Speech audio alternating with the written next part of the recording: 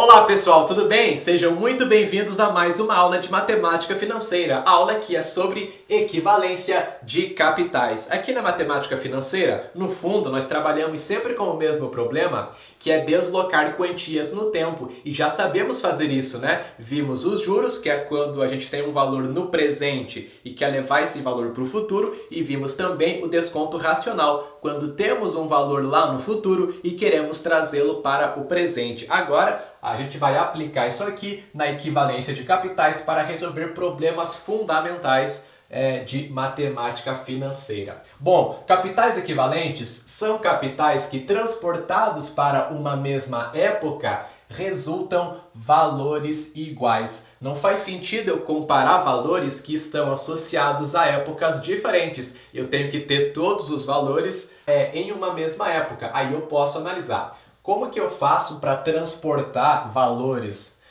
Quando eu quero levar do presente para o futuro é o juro composto, né? Aqui a gente trabalha no universo dos juros compostos. Quando eu quero trazer o valor do futuro para o presente, eu uso o desconto racional composto que vimos na aula passada, tá? Por exemplo, se a taxa de juros é de 10% ao mês, R$100 hoje é equivalente a R$110 daqui a um mês, que é equivalente a R$121 daqui a 2 meses. É só aplicar esse 100 a uma taxa de juros compostos de 10% ao mês. Após um mês vai dar 110, após 2 meses vai dar 121. Ou seja, qual valor é maior, 100 ou 110? Depende. Se for os dois valores hoje, agora, lógico que 110 é maior. Porém, se for 100 hoje e 110 daqui a um mês, eles são exatamente iguais. Transportando para a mesma época, resulta o mesmo valor.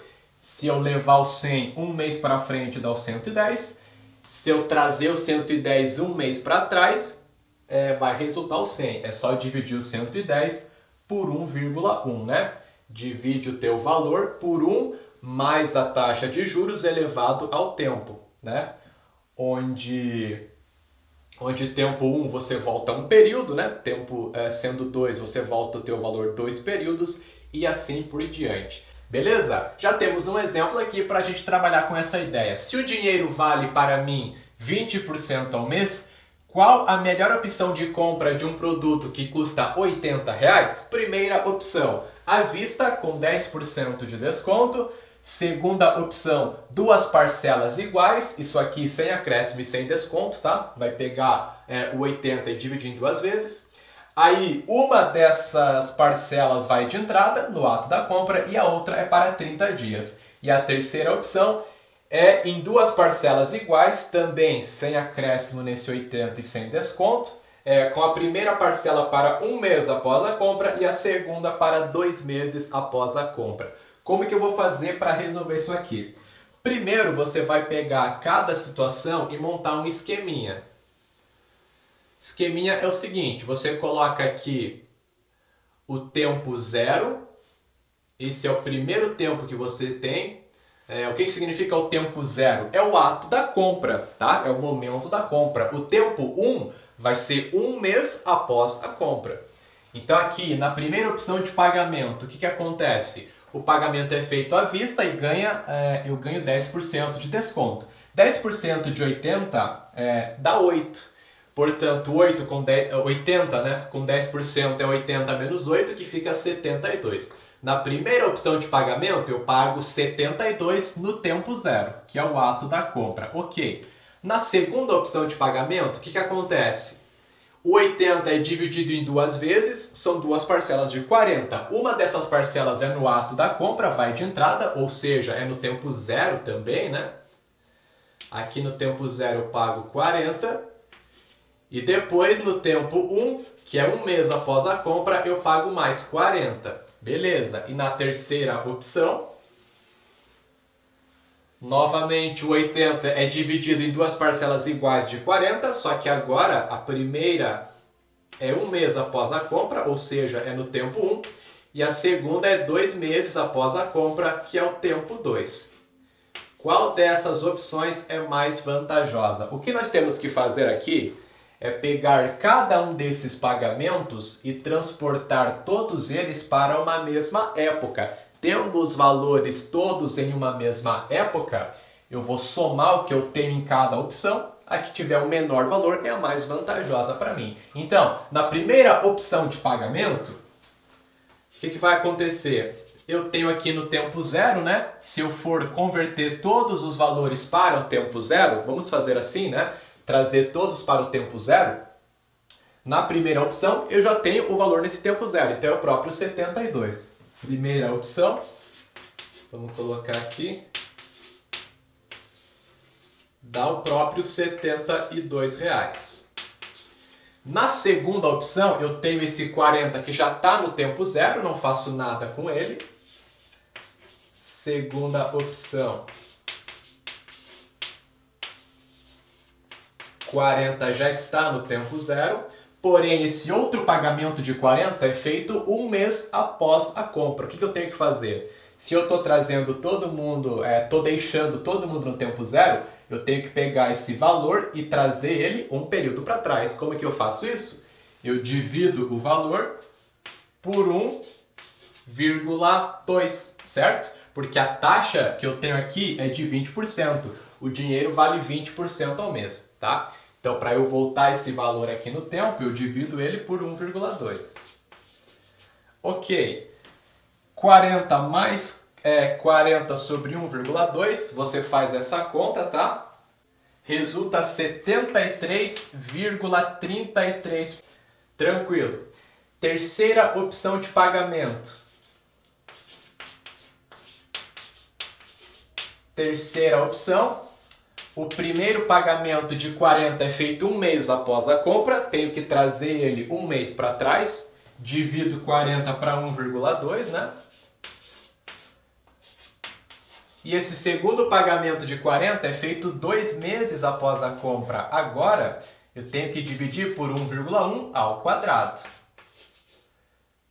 Certo? Para trazer um período, eu divido por 1 mais i elevado a 1. Para trazer 2 períodos para trás, eu divido por 1 mais i ao quadrado. Trazer 3 períodos para trás, divido por 1 mais i ao cubo e assim por diante. E é a taxa de juros.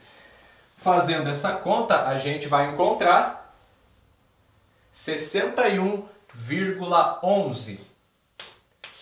Ok, trazendo todos os valores para o tempo zero, na primeira opção de pagamento fica 72, na segunda opção de pagamento fica 73,33, porque aí eu vou somar, né, os valores, então o total que eu pago no tempo zero aqui na segunda opção é 73,33 e o total pago na terceira opção com todos os pagamentos no tempo zero é 61,11. Concluímos que a melhor opção de compra nessa situação aqui é a terceira opção. Eu vou parcelar em 2 vezes, né? 2 parcelas iguais, com a primeira para 1 mês após a compra e a segunda para 2 meses após a compra.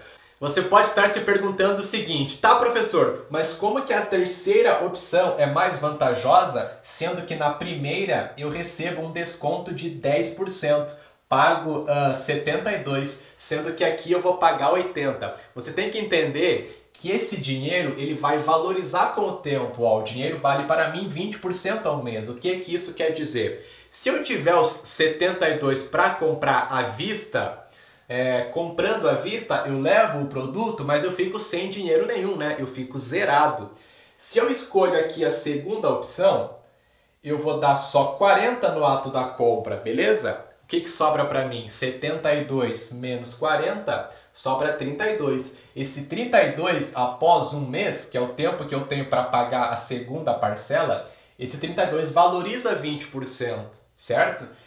Nesse caso, 32 valorizando 20% não chega a dar o 40 que eu preciso para pagar a segunda prestação, tá? Então a segunda opção é menos vantajosa que a primeira, porque eu não vou conseguir pagar a segunda prestação só com os 72 que eu tinha lá no ato da compra. Eu vou ter que pegar mais um pouquinho para completar essa parcela.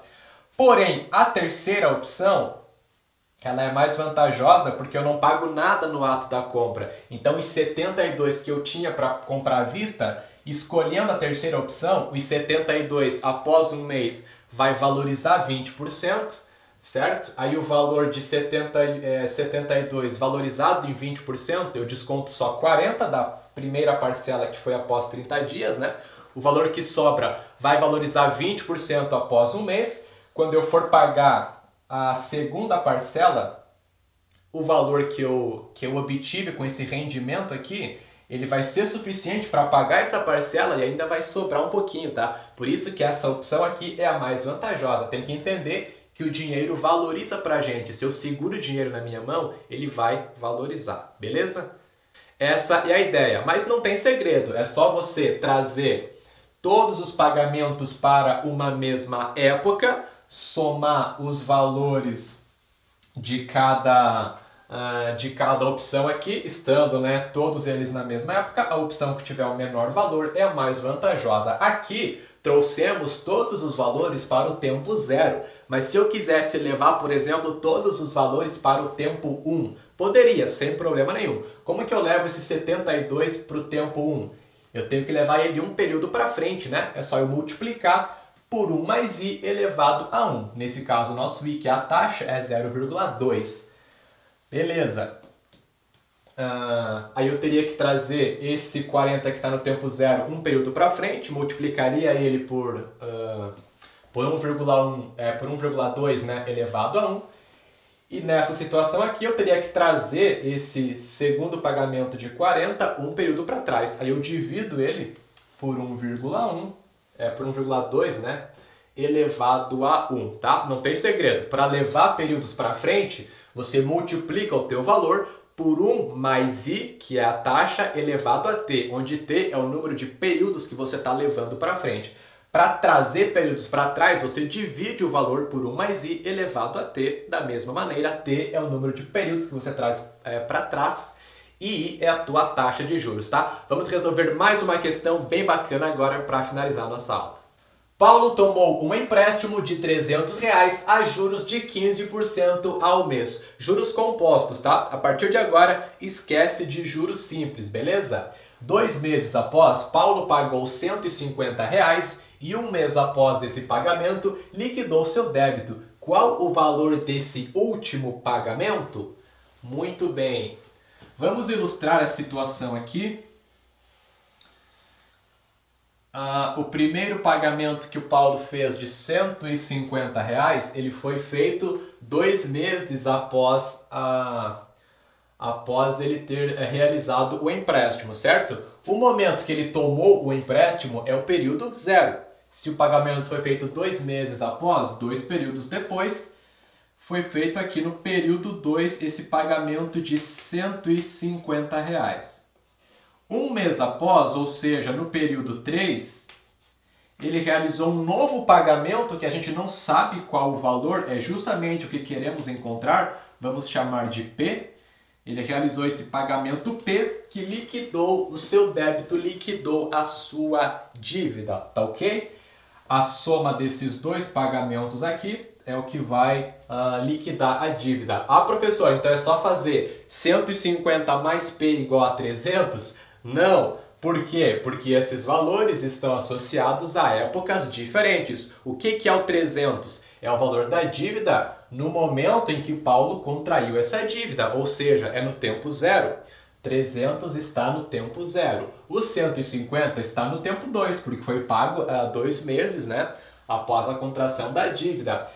E o nosso pagamento P está no tempo 3. O que eu tenho que fazer? Eu tenho que trazer todos esses valores para um mesmo período. Aí sim, a soma desses dois pagamentos vai dar o valor da dívida, né? Eu posso deixar o 300 no tempo 0 e trazer esses dois valores aqui para o tempo 0. O problema é que esse P, eu vou ter que trazer 3 períodos para trás. Vai ser P dividido para 1,15 ao cubo.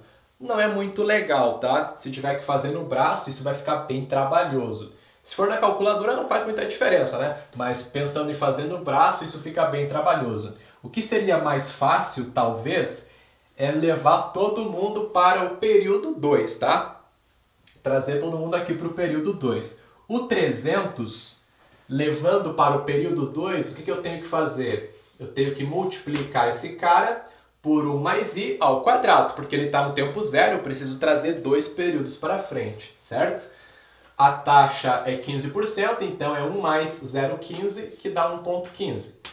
300 vezes 1,15 ao quadrado, o valor da dívida no tempo 2, isso vai ser igual à soma desses dois pagamentos, estando os dois também no tempo 2. O 15 já está no tempo 2, não faço nada com ele. Então aqui é 15 mais o P no tempo 2. Preciso dividir esse P por 1,15, certo?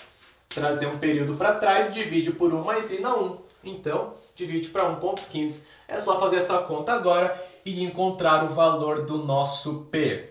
300 que multiplica 1,15 ao quadrado, isso dá 396,75, tá? Faz essa continha aí, sei que você sabe, vai resultar 396,75 igual a 150 mais P sobre 1,15. Muito bem. Isolando esse P sobre 1,15, fica 396,75 menos 150 igual a P sobre 1,15.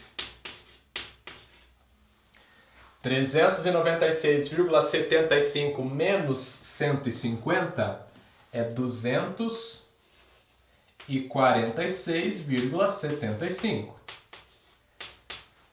Igual a P sobre 1,15, é só passar 1,15 multiplicando 246,75, chegamos no valor do pagamento P, que será de R$ 283,76. Ou seja, esse pagamento foi de R$ 283,76.